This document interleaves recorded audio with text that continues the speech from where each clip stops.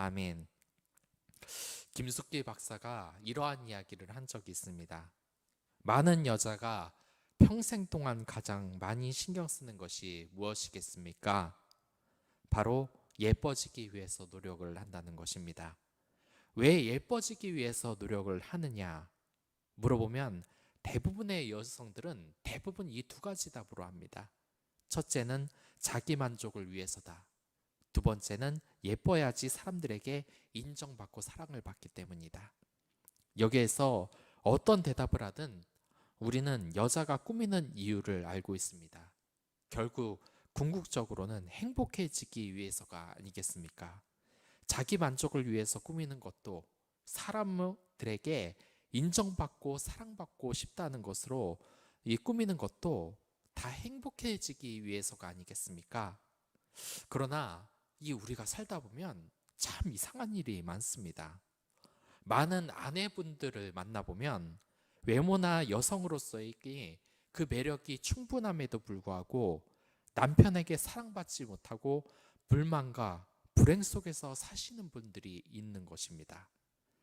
그러나 반대로 겉으로 보기에는 여성으로서의 매력이 별로 없는데도 불구하고 남편에서 사랑받고 그야말로 공주 대접을 받는 분들도 계신다는 겁니다. 이런 분을 볼 때면 대체 어떤 복이 이렇게 굴러 들어온 거야 하면서 그 사람을 쳐다보게 되고 마는 것입니다. 남편분들도 마찬가지입니다. 사회적으로 성공하고 대외적으로 정말 좋은 평가를 받는 분인데 집에서는 나홀로의 섬에 사는 것처럼 외롭게 지내는 남편분들이 있습니다. 저번에도 말하지 않았습니까? 이 굉장한 이 대형 교회의 목사님이지만 이 사모님이 문을 열면서 자기 자녀를 찾으려고 하는데 이 문을 열으니까 자기 남편인 목사만 있으니까 아무도 없네 하면서 이렇게 갔다는 얘기를 제가 하지 않았습니까? 그렇게 그런데 이런 걸 보면은 참 이상한 게 정말 큰 돈을 벌어주는 것도 아니고 가족을 호의호식 시켜주는 것도 아닌데 이 집에서 왕대접을 받는 남편분들이 있습니다. 제가 아는 바로 남편분이 그렇습니다. 이분은 작은 가게를 하나 운영하고 있는 50대의 이 자영업자입니다. 정말 작달만한 책으로 아무리 봐도 두 번 쳐다보고 싶게 생기지는 않았을 것 같습니다. 제가 여성은 아니지만 그럴 것 같습니다. 자, 재산도 그닥지 풍족하지 않은 객관적으로는 평범 이하의 조건을 가진 이 남편이었습니다. 그런데 이 박사님이 이분을 보고 이야기하는 것이 이분이 집에만 가면 아내의 존경과 사랑을 한 몸에 받습니다. 그렇게 보면은 이 분도 보면은 남편을 항상 하늘같이 생각을 한다고 합니다. 심지어 이 남편분을 보면 장동건보다 멋지다고 합니다. 대체 그 비결이 무엇일까 궁금해서 이 박사님이 그 부부에게 상담을 요청한 적이 있습니다. 여러분들도 참 궁금하지 않으십니까? 정말 이 닷살 돋고 손발이 오그러들지는 모르겠지만 이 부부의 행복을 한번 들어보면 정말 좀 놀라운 것이 있습니다. 먼저 이 아내를 내 아이들의 얼마 집사람이 아닌 먼저 여자로 보는 것입니다. 그것도 김태희 이영애보다 더 예쁜 여자로 말입니다. 이 남편분은 TV를 보다가 예쁜 여자 연예인이 나오면 이쁘다는 생각이 들수록 속마음과는 다르게 이렇게 말을 한다고 합니다. 아유, 성형수술 안 하고 화장 안 했으면 아주 못 봐줄 얼굴이네. 당신이 100배 낫네. 당신은 젊었을 때 뭐 했어? 연예인이나 한번 해보지 그랬어. 이렇게 말입니다. 그런데 이 박사님이 알기로는 이 아내분은 절대로 미인의 형이 아닙니다. 아내분도 남편이 말이 이빨린 아부라는 것을 알면서도 웃지 않을 수가 없다고 합니다. 입에 침이나 바르고 해요. 이렇게 말을 하면서도 거울도 한 번 더 보게 되고 로션이라도 한 번 더 찍어 바르게 되는 것입니다. 저는 이 TV를 볼 때 그런 적도 있습니다. 이 TV를 봤을 때 일반인이 이 방송국에 초대를 받았는데 이 아내에 대해서 이야기를 하자, 이 자기 아내는 화장을 할 줄 몰라요. 그런 거 할 줄 모른다고 자꾸 무시를 하는 겁니다. 근데 실제로 보니까 그 아내의 얼굴이 정말 꾸며지지도 않고 별로 여성으로서 매력이 잘 드러나지 않는 것입니다. 그런데 이 남편분은 스스로 이 아내가 여자임을 자꾸 주지를 시키는 겁니다. 일주일에 한 번은 꼭 길거리 노점상에서 파는 싸구려 액세서리라도 사들고 오는 겁니다. 아내분이 할 수도 없는 이 너무나 젊은 아이들이 하는 새빨간 머리핀, 레이스가 과하게 달린 그런 옷들 같은 것도 막 이렇게 사는 겁니다. 그러면서 당신에게 너무 잘 어울릴 것 같아서 라는 말을 하면서 선물을 사은품으로 꼭 잊지 않고 가져오는 것입니다. 이 박사님은 이 부부를 통해서 이런 생각이 들었다고 합니다. 많은 남편들이 결혼 생활을 오래 하면 어떻게 생각을 하시는지 아십니까? 이 아내를 보면 친구 같고 심지어는 동성 형제 같다고, 형이라고 부르는 사람도 있습니다. 그런데 그 원인이 대체 뭐라는 것입니까? 그건 다 남편 탓이 아닐까라는 것입니다. 아내를 여자답게 만드는 것, 이것은 남자가 아니겠습니까? 또한 반대로 이 남편을 남자답게 만드는 것도 아내의 지혜가 아니겠습니까? 진정으로 행복은 서로를 인정하고 그에게 특별한 것을 느끼게 해주는 그것이 아니겠습니까? 그런데 저희 현실들을 보면 어떻습니까? 저는 이 교회에서 너무나 멋지고 예쁜 청년들을 많이 봅니다. 딱 봐도 정말 잘생겼고 정말 예쁜 청년들이 많습니다.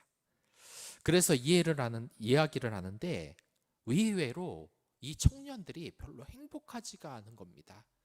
의외로 그렇게 예쁘고 잘생긴 외모를 가지고도 자기 자신에 대해서 그렇게 확신을 갖지 못하고 행복한 삶을 꿈꾸지 못해서 제가 많이 놀랬던 적이 있습니다. 비단 청년들뿐만이 아닙니다. 기독교 가정에서도 아직까지 행복한 삶을 살지 못하는 사람들이 정말 많아서 제가 깜짝깜짝 놀라기도 합니다. 아니, 저 정도 외모에, 저렇게 착한 마음씨에, 저렇게 좋은 직장에, 그리고 저 좋은 학력에, 저런 고운 마음씨에 왜 행복할 수가 없을까라는 생각을 정말 많이 하는 것입니다. 어떤 목사님이 한 청년을 상담을 했습니다. 이 청년을 알고 보니 사실 청년이 아니었던 겁니다. 자신을 좋아하는 사람과 이 결혼을 했는데 결혼 이후에 남편의 행동이 완전히 잘못된 것입니다. 이 돈을 벌어오기는커녕 이 청년이 가지고 있는 돈도 전부 도박에 탕진해버리고 말았습니다. 그리고 아내가 가지고 있는 재산도 몰래 빼돌려서 다 도박으로 탕진을 하고 말도 안 되는 술을 마시고 구타를 하는 말도 안 되는 그러한 상황에서 거의 정신병에 걸릴 정도로 이 몸이 피폐해지고 말았던 것입니다. 이 사랑받는 아내로서의 삶을 바라고 있었지만 그러한 바람이 철저히 부수어져 버리고 만 겁니다. 여러분들 어떻습니까? 우리의 삶이 이러한 것은 아니겠습니까? 이 본문에서도 그러한 문제가 나옵니다. 철저히 소외받고 사랑받지 못하는 한 여인 말입니다. 예수님께서는 이제 인간 세상에 오셔서 많은 기적을 일으킵니다.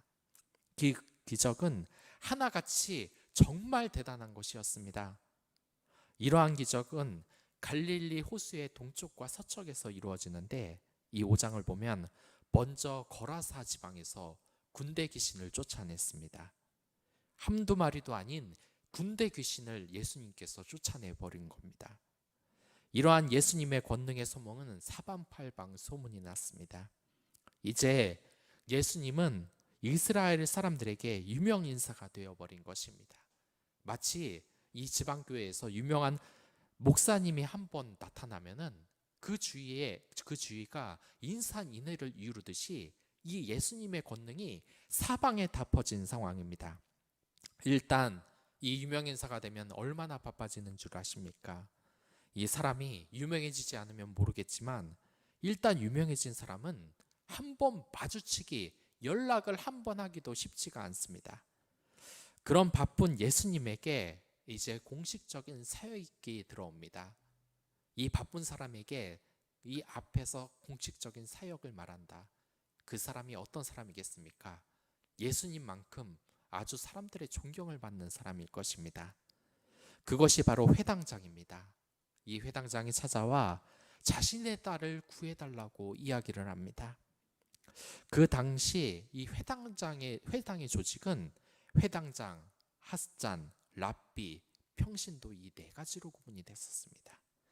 이 중에서 특별히 집회의 우두머리라고 할 수 있는 이 회당장은 건물을 관리하기도 하고 예배 순서를 만들고 질서 유지와 재판 같은 법도 만드는 사람이었습니다. 이 회당장은 제사장은 아닙니다. 그렇지만 이 예배를 주관하고 회당을 관리하는 높은 계급의 사람입니다. 명예직이긴 했지만 이 회중 가운데서도 사람의 지지를 받는 이 존경의 대상의 인물들이 바로 이 회당장이 됐습니다. 한마디로 오늘날 존경을 받는 장로라고 생각을 하면 됩니다. 이 회당장의 딸을 찾아가는 것도 정말 얼마나 힘이 든지 이 회당장이 명령을 했을 때, 이 부탁을 했을 때, 이 예수님께서 이 회당장의 딸을 낳기 위해서 이렇게 가지고 있는데도 이 예수님의 인기가 워낙에 많아서 많은 무리들의 사람들이 예수님을 밀어낼 정도로 정말 인산이를 이루었습니다. 인기가 많으니까 예수님 얼굴 한번 보려고 사람들이 밀어 닥쳤던 것입니다. 그리고 그 자리에서 고민하는 한 여인이 있었습니다. 그녀가 바로 혈루증으로 고생을 했던 여인입니다. 이 여인은 원래 이 자리에 있으면 안 됩니다. 왜 그러냐? 레위기 15장을 보면 하나님께서는 분명히 혈루증을 앓는 이 하혈을 하는 여인이 다른 사람과 접촉을 해서는 안 된다고 말을 하고 있는 것입니다. 한마디로 격리가 되어 있어야 한다는 것입니다. 우리가 이 코로나를 겪고 있지 않습니까? 코로나에 걸린 사람들은 어떻게 됩니까? 그 병이 낫기까지 격리 생활을 해야 되는 것입니다. 만약 나왔다, 어떻게 됩니까? 사회적으로 완전히 지탄을 받고 매장을 당하고 뉴스에서도 나옵니다. 마찬가지입니다. 한번 생각을 해보십시오. 이 혈루증이 감염병은 물론 아닙니다. 하지만 그 당시 사람들 이 혈루증이 부정을 전파한다고 생각을 했습니다. 정신적인 영혼을 더럽히는 전염병이라고 생각을 한 것입니다. 그런데 이 혈루증을 앓고 있는 이 여인이 지금 사람들이 가득한 예수님의 그 있는 곳에 나왔다. 이렇게 병을 앓고 있으면 격리가 되어야 되는데 지금 이 여인이 지금 이 자리에 나온 겁니다. 한마디로 오늘날로 보면 코로나에 걸린 여인이 사람이 많이 모이는 곳에 나가는 것과 똑같은 이런 상황인 것입니다. 이 여인은 왜 앞으로 나왔었겠습니까? 그것은 이 여인이 너무나 힘이 들었기 때문입니다. 이 맨날 몸에서 피가 나오는 이 하혈로 정상적인 생활을 할 수 없고 몸이 너무 아팠기 때문에 정말 부끄러움을 무릅쓰고 이 자리에 나왔던 겁니다. 그런데 예상처럼 이 예수님을 만나긴 쉽지 않습니다. 주위에 사방에 모든 사람들이 꽉꽉 차여 있고 모두가 이 예수님을 한번 보려고 예수님을 밀치고 난리가 난 겁니다. 이 여인은 지금 고민을 하고 있습니다. 예수님에게 다가가도 될까? 저렇게 많은 사람들 중에 정말 주목받지 못하고 천한 내가 이 예수님 앞에 달려가면 될까? 라고 지금 고민을 하는 것입니다. 여러분이라면 어떻게 하시겠습니까? 여러분이 이 여인이라면 자신의 병이 낫겠다고 이 격리 기간도 어기고 코로나에 걸렸는데 정말 중요한 일이 있어서 이 많은 사람들 앞에 나온 것과 같은 것입니다. 얼마 전 신문기사에서 이런 사실을 보도한 적이 있습니다. 코로나가 한참일 때 어떤 사람이 광화문 집회에 다녀왔다. 또한 민주노총 시위에 참여를 했다. 이 사람을 보면 이제 사회적으로 이 사람은 매장을 당할 정도로 비난을 받습니다. 이렇게 코로나 시기에 많은 사람 앞에 나오면 안 된다는 겁니다. 사람과 교류를 하면 안 된다는 겁니다. 지금 이 여인의 심정이 어떻겠습니까? 코로나야 길어야 한 달 격리하면 끝납니다. 하지만 지금 이 혈루증 때문에 고생한 이 여인은 몇 년간입니까? 무려 12년간 격리 생활을 했던 겁니다. 이 혈루증 때문에 예수님을 보러 오긴 했는데 이 예수님 앞에서 차마 자기가 아프다고 낫게 해달라고 말을 하지 못하는 겁니다. 예수님이 비난할까봐, 너 이렇게 부정한 여인이 어떻게 감히 내 앞에서 나올 수가 있느냐. 이 주변의 사람들도 맞아 손가락질을 할까봐 너무나 무섭고 겁이 나는 것입니다. 이렇게 비난의 대상이 되면은 영원히 이제 격리되고 이 유대 사회에서 추방될 것은 아닌가, 이 여인은 너무나 고민이 됐던 겁니다. 저렇게 부정한 옆에 내가 왜 이 자리에 나왔어 하고 말입니다. 하지만 그럼에도 이 여인은 나올 수밖에 없었습니다. 몸에서 피가 줄줄줄 흐르는데 그 고통이 얼마나 심했겠습니까?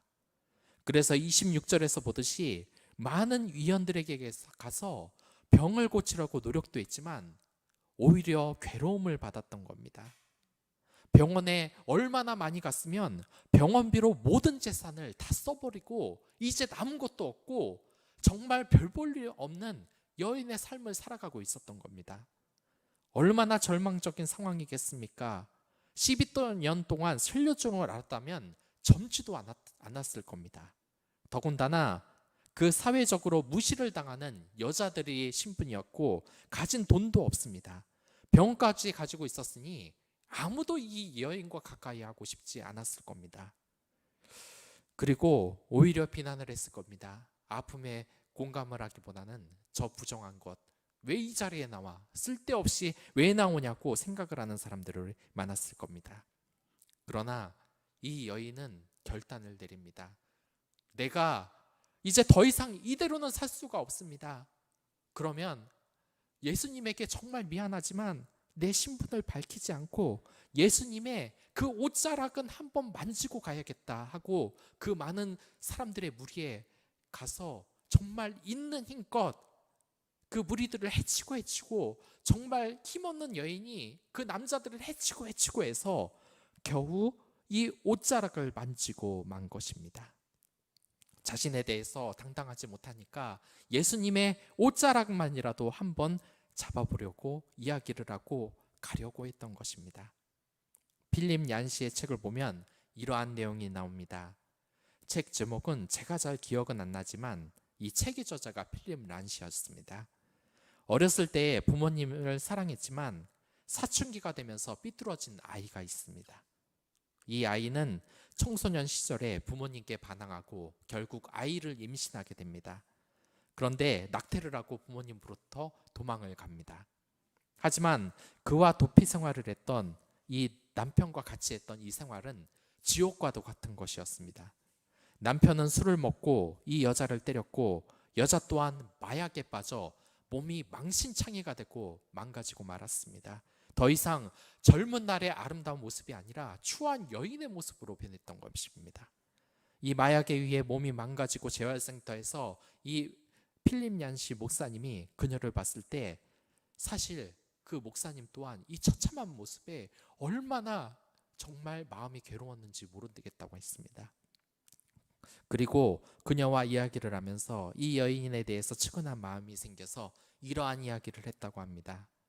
이제 고향에 돌아가는 것이 어때요? 고향에 돌아가서 어릴 적 다녔던 그 교회에도 나가고 말입니다. 그러자 이 여자가 공포에 서린 눈을 하면서 이렇게 얘기를 하는 겁니다. 싫어요. 저는 절대 돌아갈 수 없어요. 저 같은 것이. 이렇게 이야기를 하는 겁니다. 이 여인이 왜 이렇게 두려워하면서 부정을 했겠습니까? 고향 사람들, 교회 사람들이 자신을 보면 부정할까봐 그랬습니다. 자신을 정죄할까봐 그랬습니다. 아유, 어렸을 땐 그렇게 이쁘더니 마약하고 저거 망가진 거 한번 봐봐. 낙태도 했대. 남편한테 맨날 맞았대. 맨날 마약에 빠져 살았대. 그 모습이 정말 너무나 초라하고 다른 사람들은 다 행복해 보이는데 자기 하나만 불행에 빠졌을까 너무 고민이 돼서 자신은 거기에서 도저히 나가지 못하겠다는 겁니다. 생각해 보면 우리가 이러한 두려움은 어느 정도 다 같이 갖고 있지 않습니까? 내가 나 같은 것이 정말 행복을 가질 수 있을까? 나 같은 것이 예수님을 사랑할 수 있을까? 난 이미 유흥을 너무 좋아하는데, 난 이미 도덕적인 사람이 아닌데, 난 이미 사람들에게 무시받는 노숙자인데 교회에 나갈 수는 있을까? 여러분들, 우리에게 가장 필요한 것이 무엇이겠습니까? 우리에게 필요한 것은 바로 상처받은 이 마음을 예수님께 낳아놓고 앞으로 나가는 것입니다. 하지만 내 자신이 초라하면은 앞으로 나가기가 너무 힘든 것입니다. 내 자신이 부족하다고 느끼기에 교회의 문을 한번 열기가 너무나 어려운 것입니다. 나는 지금 행복해질 자격이 없다. 나는 더 공부해야 된다. 더 출세를 해야 된다. 더 공부를 해야 된다. 이것이 자꾸 하나님과의, 예수님과의 거리를 우리가 자꾸 멀어지게 하는 것입니다. 그래서 이 교회를 한번 들어가 볼까 하다가도 이 교회에 들어가지 못하는 그런 사람들이 우리 주위에 정말 많다는 것 여러분들 아시기 바라겠습니다. 그런 성도들이 정말 위에로 굉장히 많습니다. 그런데 이 옷자락을 만지고 성공한 이 여인이 나가려고 하자 예수님이 뜻밖의 행동을 하십니다. 그 많은 사람들이 있는데 굳이 사람을 찾는 것입니다. 내 옷자락을 만진 사람이 대체 누구냐라고 이야기를 하는 것입니다. 그런데 여러분들, 이거 논리적으로 말이 안 되는 이야기입니다. 많은 사람들이 있는데 이 중에 예수님이 옷자락 한번 만졌다고 이게 구별하는 게 이게 가능한 얘기입니까? 예수님도 인간이시기 때문에 모르는 것이 있는 것입니다. 도대체 이 많은 인원들이 예수님을 밀치고 있는데 옷자락 한번 만졌다고 어떻게 합니까? 물론 30절을 보면 이렇게 나갑니다. 예수께서 그 능력이 자기에게 나가진 줄을 아시고 이렇게 물었던 겁니다. 그런데 여러분들, 이 안의 뜻을 잘 살펴보시기 바랍니다.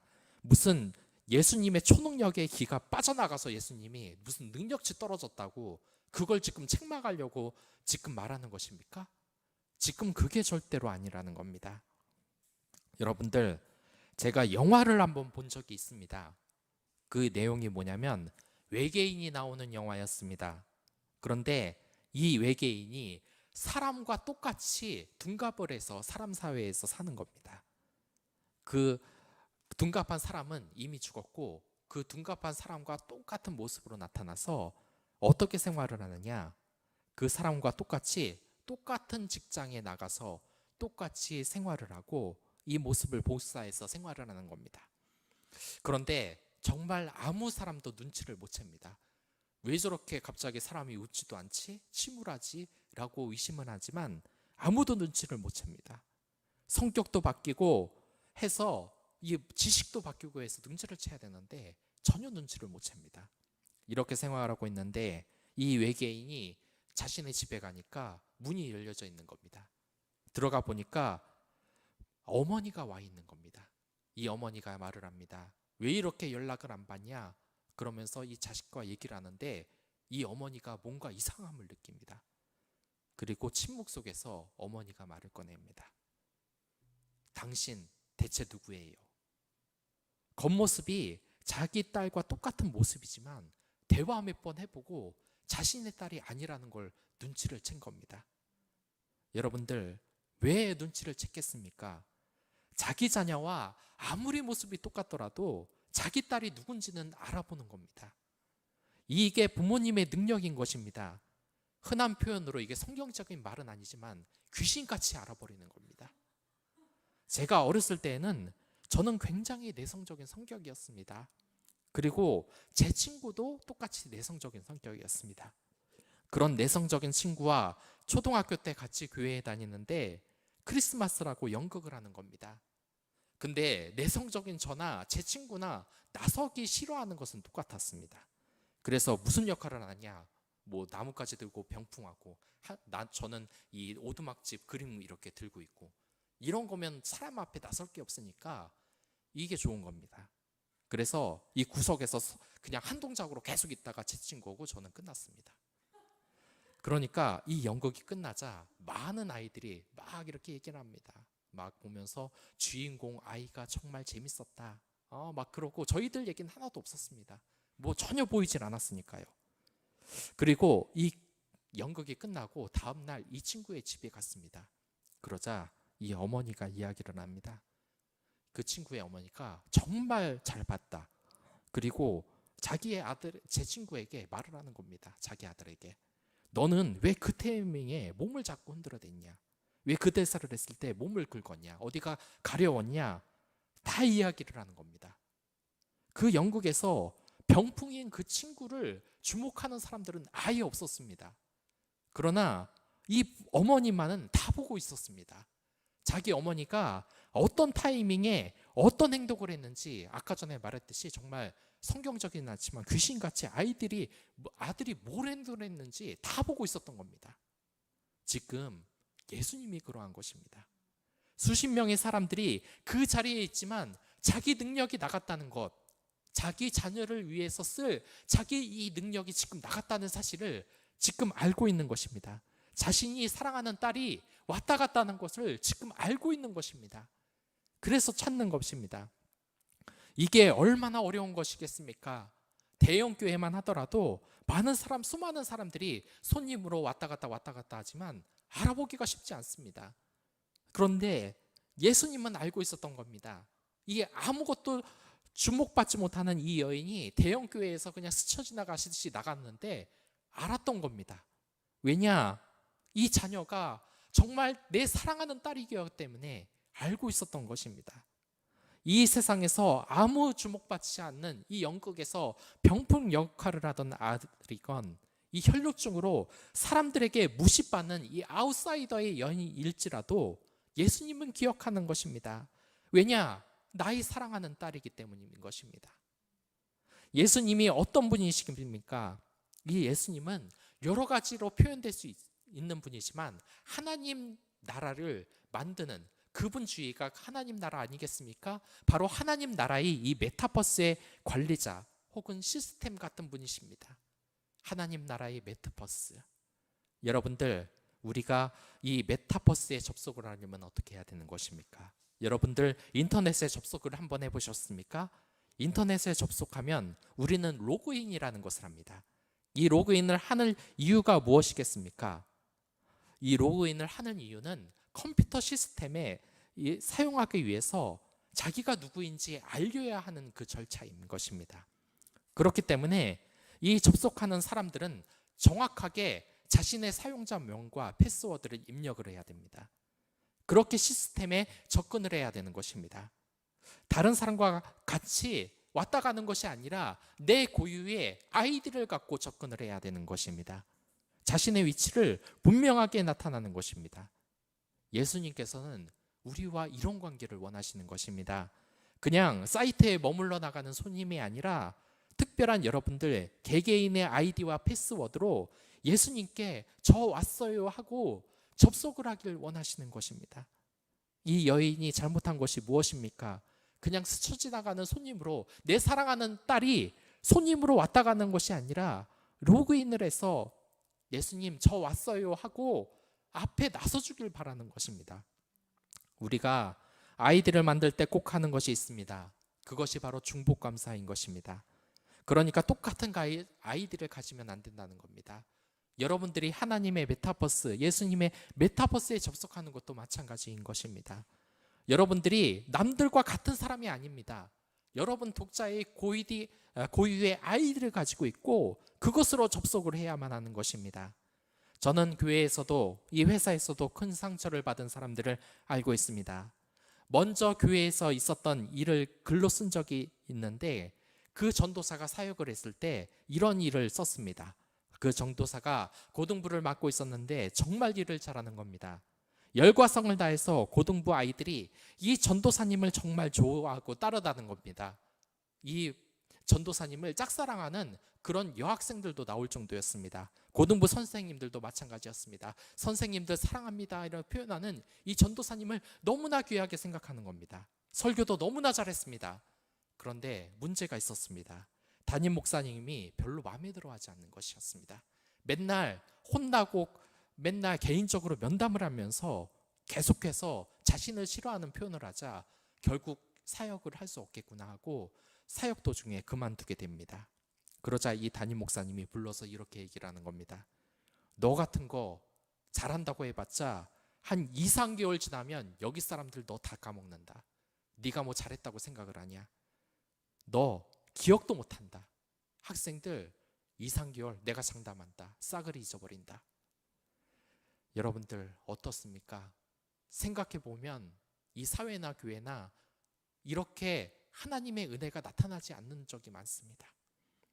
너 같은 거 없어져 봤자 이 교회에서 채울 사람들 많다.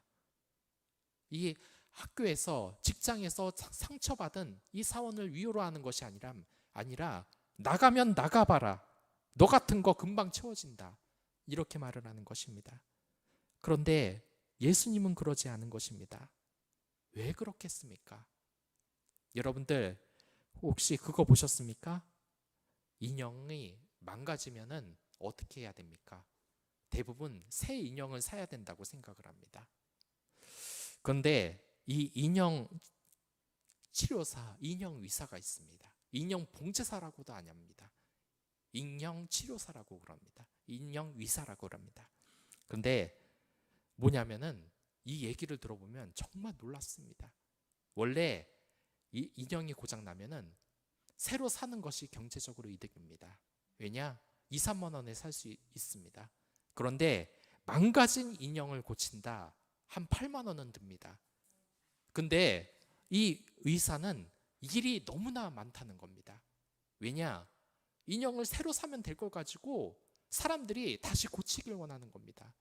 그러면서 뭐라 그러지 않습니까? 우리 아이, 내 딸, 우리 아들, 내 친구 제발 한번 낫게 해주세요 하면서 맡기는 겁니다. 돈이 많이 들어도 말입니다. 그래서 자기를 봉제사라고 안 부른답니다. 인형 치료사, 인형 의사라고 부르는 겁니다. 하나의 인격체로 보는 것 말입니다. 왜 그렇겠습니까? 이 인형이 바로 자기 어릴 때부터 함께 추억을 했던 것, 자신이 슬픈 일이 있었을 때, 무서운 꿈을 꿨을 때 함께 했던 인형이기 때문인 것입니다. 그렇기 때문에 단순한 인형이 아닌 것입니다. 돈 8만 원, 50만 원, 100만 원은 좀 아무튼 오버인 것 같긴 한데 아무튼 그러면서까지 고치고 싶은 겁니다. 이처럼 여러분들 생각해 보십시오. 예수님이 우리를 못 버리는 이유는 우리가 자식과 돈바자기 때문에 돈과는 비교할 수 없는 가치를 지니고 있기 때문인 것입니다. 그렇기 때문에 이 여인을 버릴 수가 없는 것입니다. 사회적으로 소외받는 이 여인을 모른 척 할 수가 없는 겁니다. 왜냐? 자신의 사랑하는 자녀이기 때문인 것입니다. 여러분들, 우리가 알아야 할 것은 우리가 누구인지 알아야 하는 것입니다. 이 메타버스의 세계에 로그인을 해보면 가장 먼저 뜨는 것이 있습니다. 이게 뭐겠습니까? 게임에 접속하면, 메타버스 게임에 접속을 하면 레벨이 뜹니다. 이 메타버스 쇼핑몰에 로그인을 해도 그렇습니다. 무슨 등급이냐라는 정보창이 떠버리는 것입니다. 여러분들 이 세상의 메타버스에서는 어떤 등급입니까? 옛날에는 그랬습니다. 옛날엔 이 사이트, 카페가 굉장히 유행을 했는데 보통 일반 회원, 정회원, 우수회원, 특별회원이 있었습니다. 그리고 가장 대접을 받지 못하는 손님이라는 등급도 있었습니다. 한마디로 나그네 등급이죠. 여러분들, 이 메타버스에, 이 예수님의 메타버스에 여러분들이 접속을 하면 여러분들의 등급이 어떤 등급이겠습니까? 여러분들 아시겠습니까? 일반 회원이겠습니까? 정회원이겠습니까? 아니면 특별회원이겠습니까? 이 특별회원은 여러분들 영어로 말하면 뭡니까? 바로 VIP입니다. 그러면 여러분들 VIP겠습니까? 아닙니다. 여러분들 VIP 아닙니다. 왜냐? 이 VIP는 요즘 특별한 계급도 아니기 때문입니다. 이 메타버스의 게임의 세계를 보면 어떤지 아십니까? 자꾸 서버가 업데이트가 됩니다. 그러니까 예전에는 레벨이 50이었는데 최고 레벨이 그거면 최고였는데 업데이트가 되면 레벨을 70까지 올릴 수 있게 됩니다. 그리고 또 나중에 업데이트가 되면 레벨을 100까지 올릴 수 있게 됩니다. 레벨이 100이 채우고면 이제 레벨 50인 사람은 뭡니까? 그게 최고입니까? 이제 반짝밖에 안 되는 사람 아닙니까? 더 이상 VIP가 아닌 겁니다.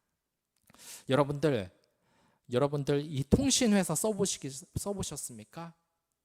원래 예전에는 이 3G 서비스에만 접속을 해도 다 VIP였습니다.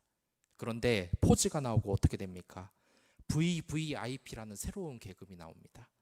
그리고 이제 5G가 나오니까 VVVIP가 나오는 겁니다. 옛날엔 3G 시절의 VIP는 이제 VIP 책에도 못 끄는 겁니다. 여러분의 등급은 최고의 등급 VIP가 아니라 VVVIP인 것입니다. 이 VVVIP가 한 번 왔다 갔다. 근데 직원들은 아무것도 몰랐다. 그냥 보냈다. 어떻게 됩니까? 난리가 납니다. 너희들 지금 VVVIP가 왔는데 아무것도 몰랐냐? 그리고 연락을 해서 최고급 승용차를 가지고 제발 한번 너무나 잘못했다고 최고의 서비스를 다시 한번 주는 것이 도리인 것입니다. 예수님이 그러신 것입니다. 여러분들이 최고의 VVVIP 등급을 가지고 있는데 이런 VVVIP가 아무런 말도 없이 조용히 빠져간다. 그건 말도 안 되는 겁니다. 지금 혈루증으로 고통받고 있는 이 여인이 진정한 VVVIP라는 거 발음하기가 너무 힘드네요. 아무튼 그렇습니다. 얘야, 내가 이 사회에서 아무리 소외받고 초라한 모습에 있어도 나에겐 그렇지 않다. 예수님이 지금 여러분들에게 그런 것입니다. 얘야, 너희 가장 어둡고 초라한 모습조차도 나는 너를 사랑한단다라고 예수님이 지금 이야기를 하고 있는 것입니다. 여러분들, 예수님의 메타버스에 이제부터 로그인을 하시기 바라겠습니다. 여러분들이 누구인지 하나님의 사랑받는 자녀임을 예수님 앞에서 이야기를 하시기 바라겠습니다. 예수님에게 다가와 이 옷자락을 대시기 바라겠습니다. 예수님, 저 왔어요 하고 기도를 시작하시기 바라겠습니다. 예수님은 여러분들이 이 예수님의 메타버스에 로그인을 하기 바라는 겁니다. 왜냐하면 여러분들이 가장 사랑하는 자녀이기 때문인 것입니다. 이제 로그인을 해보십시오. 어려운 상황이지만 이럴 때일수록 더욱더 하나님의 메타버스, 예수님의 메타버스로 말씀과 기도의 삶을 사시기 바랍니다. 위로를 받으시기 바랍니다. 그리고 혹시 대형 교회, 큰 교회, 작은 교회라도 상관이 없습니다. 아직까지 로그인을 하지 못하고 이 손님의 등급으로 왔다 갔다 하시는 분들이 있다면 용기를 내서 교회에 등록해서 이제부터 이 사랑의 공동체의 생활을 시작해 보시기 바라겠습니다. 여러분들은 사랑받는 하나님의 자녀입니다. VVVIP가 그냥 가서는 안 되는 것입니다. 그 정도로 여러분들은 사랑받기 위해 태어난 사람인 것입니다. 그럼 다 같이 기도하도록 하겠습니다.